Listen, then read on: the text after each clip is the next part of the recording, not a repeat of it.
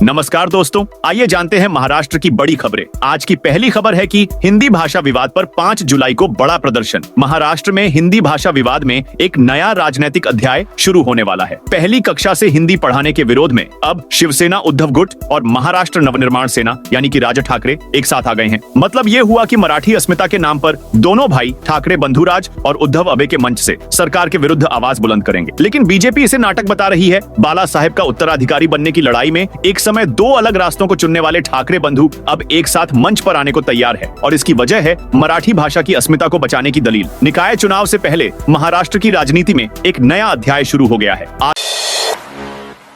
आदित्य ठाकरे ने महाराष्ट्र के शिक्षा मंत्री से मांगा इस्तीफा। महाराष्ट्र में शिक्षा विभाग में चल रही गड़बड़ी को लेकर युवा सेना प्रमुख आदित्य ठाकरे ने राज्य सरकार पर तीखा हमला बोला है। खासकर 10वीं के रिजल्ट के बाद 11वीं में प्रवेश प्रक्रिया में हो रही देरी को लेकर उन्होंने नाराजगी जाहिर की। मातोश्री में आयोजित प्रेस कॉन्फ्रेंस में बोलते हुए उन्होंने स्कूली शिक्षा मंत्री दादा भुसे से इस्तीफे की मांग की।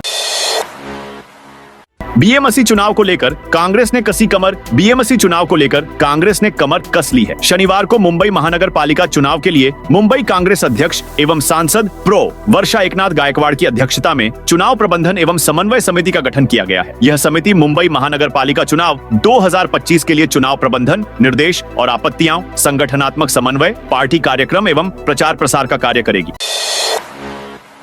800 में से 780 मस्जिदों से लाउडस्पीकर हटा दिए गए। बीजेपी नेता किरीट सोमैया का दावा। महाराष्ट्र में एक बार फिर मस्जिदों में लाउडस्पीकर का मामला गरमाया हुआ है। मुंबई में मस्जिदों से लाउडस्पीकर हटाए जा रहे हैं। इस बीच बीजेपी नेता किरीट सोमैया ने पुलिस की इस कार्रवाई को लेकर खुशी जताई है। उन्होंने दावा करते हुए कहा है कि 800 मस्जिदों में से 780 मस्जिदों से लाउडस्पीकर हटा दिए गए हैं। मुंबई में मीडिया से बातचीत में बीजेपी नेता किरीट सोमैया ने कहा, मैं मालवनी पुलिस स्टेशन के अधिकारियों को धन्यवाद देता हूँ। 65 मस्जिदों में से 64 से लाउडस्पीकर हटा दिए गए हैं। मुंबई पुलिस कमिश्नर को बधाई। 800 मस्जिद में से लगभग ऐसा मान लो कि 780 मस्जिदों से लाउडस्पीकर निकाल दिए गए हैं।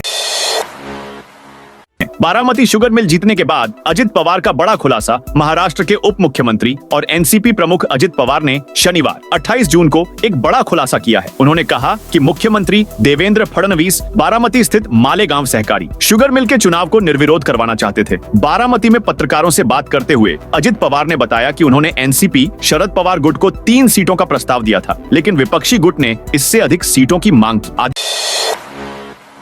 आदित्य ठाकरे ने हिंदी विवाद को लेकर फडणवीस सरकार को घेरा। महाराष्ट्र में हिंदी भाषा को लेकर जारी विवाद थमने का नाम नहीं ले रहा है। शिवसेना यूबीटी के नेता आदित्य ठाकरे ने एक बार इस मुद्दे पर महायुति सरकार को घेरा है। उन्होंने स्कूली शिक्षा मंत्री दादा भुसे पर हमला बोलते हुए कहा कि किसी भी भाषा को जबरन थोपा जाना बर्दाश्त नहीं करेंगे। उद्धव ठाकरे के बेटे और शिवसेना यूबीटी नेता आदित्य ठाकरे ने कहा, महाराष्ट्र में मंत्री दादा भुसे सिर्फ एक जीटार के माध्यम से इस बड़े मुद्दे से निपटने की कोशिश की। हमारा यही मानना है कि छात्रों पर भी विचार किया जाना चाहिए। इस पर विचार विमर्श हो, लेकिन किसी भी भाषा की सख्ती को स्वीकार नहीं करेंगे।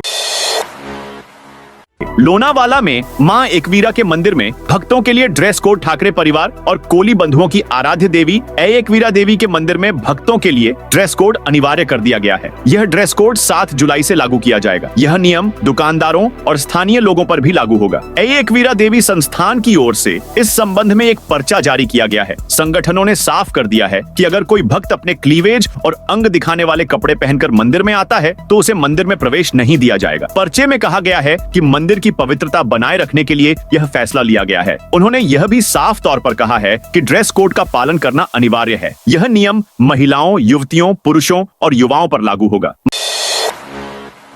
महाराष्ट्र में 51 आईपीएस अफसरों के तबादले। महाराष्ट्र में बड़े प्रशासनिक फेरबदल किए गए हैं। सरकार के गृह विभाग ने शुक्रवार को यह बड़ा फैसला लेते हुए 51 भारतीय पुलिस सेवा आईपीएस अधिकारियों और 81 राज्य पुलिस सेवा अधिकारियों के तबादले कर दिए हैं। यह तबादले राज्य के प्रमुख शहरों जैसे मुंबई, पुणे, नागपुर, नासिक और छत्रपति संभाजीनगर सहित कई जिलों में किए गए हैं। न्यूज एजेंसी पीटीआई के अनुसार एक वरिष्ठ अधिकारी ने बताया कि इस निर्णय का उद्देश्य प्रशासनिक कार्यों को सुदृढ़ बनाना और पुलिस व्यवस्था को अधिक प्रभावी बनाना है।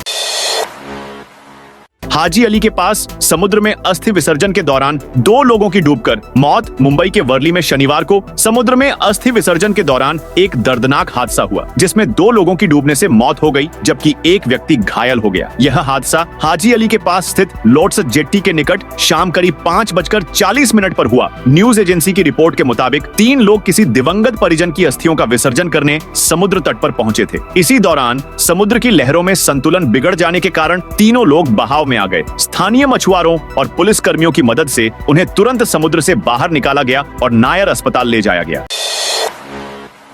महाराष्ट्र के विकास में अर्बन बैंकों की बहुत बड़ी भूमिका। सीएम देवेंद्र फडणवीस ने की तारीफ। Varthaman urban co operative bank ने 28 जून को अपने 25 साल पूरे कर लिए। वर्धमान अर्बन को सोल ऑपरेटिव बैंक की रजत जयंती समारोह के अवसर पर नागपुर में महाराष्ट्र के मुख्यमंत्री देवेंद्र फडणवीस ने मुख्य अतिथि के रूप में शिरकत की। इस मौके पर उन्होंने महाराष्ट्र के विकास में अर्बन बैंकों की भूमिकाओं का जिक्र किया। उन्होंने कहा कि Varthaman urban co operative bank की उम्र और मेरी विधानसभा में उम्र एक जैसी है। 7 अक्टूबर 1999 को मैं विधानसभा में चुनकर गया और 11 अक्टूबर के दिन यह बैंक स्थापित हुई, इसलिए मेरी भी विधानसभा में रजत जयंती चल रही है। राज ठाकरे उद्धव ठाकरे के एक मंच पर आने से महाराष्ट्र में सियासी खलबली। महाराष्ट्र में नया सियासी समीकरण उभरता दिख रहा है। पूर्व मुख्यमंत्री उद्धव ठाकरे और महाराष्ट्र नवनिर्माण सेना MNS के प्रमुख राज ठाकरे सियासी मंच पर एक साथ दिखने वाले हैं। इसके कोर में मराठी अस्मिता है। दरअसल ठाकरे बंधुओं का आरोप है कि महाराष्ट्र सरकार हिंदी थोप रही है। देवेंद्र फडणवीस सरकार ने हाल ही में आदेश जारी किया था, जिसमें मराठी और अंग्रेजी भाषा के स्कूलों में कक्षा 1 से 5 तक तीसरी भाषा के रूप में हिंदी पढ़ाए जाने की बात थी। इस त्रिभाषा आदेश के खिलाफ राजनीतिक दलों ने मोर्चा खोल दिया। नागपुर में देश के पहले संविधान प्रस्तावना पार्क का उद्घाटन। महाराष्ट्र के नागपुर में शनिवार को संविधान प्रस्तावना पार्क का उद्घाटन कर दिया गया। नागपुर यूनिवर्सिटी के डॉ Baba Saheb Ambedkar school of law में स्थापित देश के पहले संविधान प्रस्तावना पार्क का उद्घाटन देश के CJI BR गवई ने किया। इस मौके पर मुख्यमंत्री देवेंद्र फडणवीस भी मौजूद रहे। उन्होंने इसे लेकर खुशी जाहिर की। मुख्यमंत्री देवेंद्र फडणवीस ने कहा, जिस कॉलेज में हमें कानून और संविधान पढ़ाया गया, जहाँ संवैधानिक मूल्यों को हमारे अंदर डाला गया, वहाँ अब एक बहुत ही सुंदर संविधान प्रस्तावना पार्क विकसित किया गया है। देश के मुख्य न्यायाधीश इसका उद्घाटन करने के लिए यहाँ पहुंचे। इस मौके पर केंद्रीय मंत्री नितिन गडकरी समेत कई दूसरे नेता मौजूद रहे। मुंबई पुलिस ने 7 बांग्लादेशियों को किया गिरफ्तार। मुंबई की MIDC पुलिस स्टेशन ने मुंबई के कुर्ला और पुणे इलाके से 7 बांग्लादेशी नागरिकों को गिरफ्तार किया है, जिसमें 6 बांग्लादेशी महिला शामिल हैं। इन सभी को नौकरी का लालच देकर मुंबई लाया गया था। मुंबई पुलिस ने 7 बांग्लादेशी नागरिकों को अवैध रूप से भारत में रहने के आरोप में गिरफ्तार किया। पुलिस ने बताया, गिरफ्तार बांग्लादेशी नागरिक बायजिद अयूब शेख अवैध रूप से बांग्लादेशी महिलाओं को मुंबई और पुणे जैसे बड़े शहरों में नौकरियों का लालच देकर उन्हें भारत लेकर आया और इन महिलाओं को देह व्यापार में धकेलने का इरादे से लेकर आया था, लेकिन इसके पहले ही सभी को पुलिस ने गिरफ्तार कर लिया। तो दोस्तों, यह थी आज महाराष्ट्र की बड़ी खबरें। आप इस वीडियो को कौन से जिले से देख रहे हैं, उस जिले का नाम जरूर बताइए।